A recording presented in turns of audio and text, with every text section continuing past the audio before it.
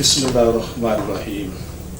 मोहतरम नाजरीन, मैं हूं आपका मेज़बान Hakeem Dilshad Hussain Tabassum, member American infertility association USA।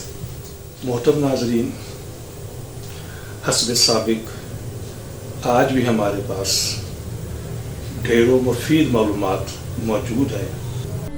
आज का हमारा मौजू बहुत ही एहसास नोयत का है।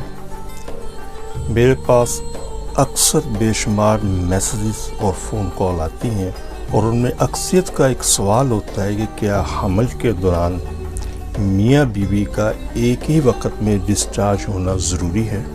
मैं अपने इस प्रोग्राम के तवस्सुत से ये एक बहुत बड़ी जो गलतफहमी हमारे यहाँ पैदा हो चुकी है उसका अज़ाला करने के लिए ये प्रोग्राम मैंने तरतीब दिया है।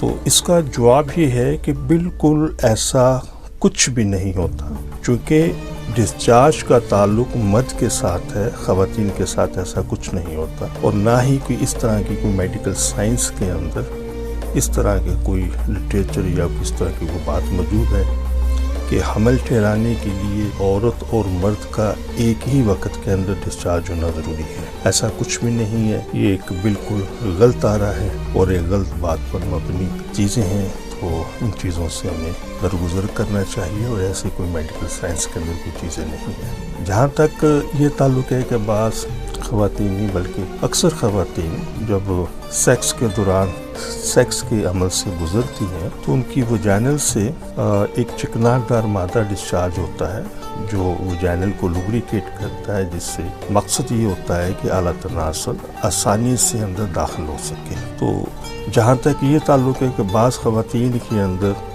ये चिकनाहट वाला मादा ज़्यादा होता है, बाज़ में कम होता है और बाज़ में बिल्कुल नहीं होता। तो जिनके अंदर बिल्कुल नहीं होता तो वो जो डिज़ीज़ है उसको हम कहते हैं ड्राई वजाइना या खुश्क शर्मगाह। तो इंशाअल्लाह इस मौजू को फिर किसी प्रोग्राम में मौजू बहस बनाऊंगा। इसी तरीके से एक और चीज़ होती है जिसको हम मर्ज़ तो नहीं कह सकते, लेकिन एक लफ्ज़ है मेडिकल के अंदर ऑर्गेज़म, ORGASM स्पेल करके। इसका मतलब ये होता है सेक्स की इंतहा को पहुंचना।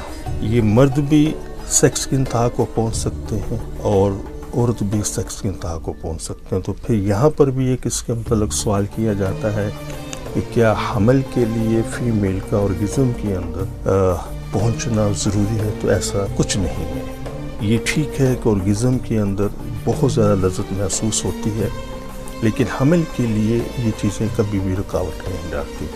तो उम्मीद करता हूँ कि मेरी इस बात को आपने समझ लिया होगा। अपनी दुआ में याद रखिए। अस्सलाम वालेकुम।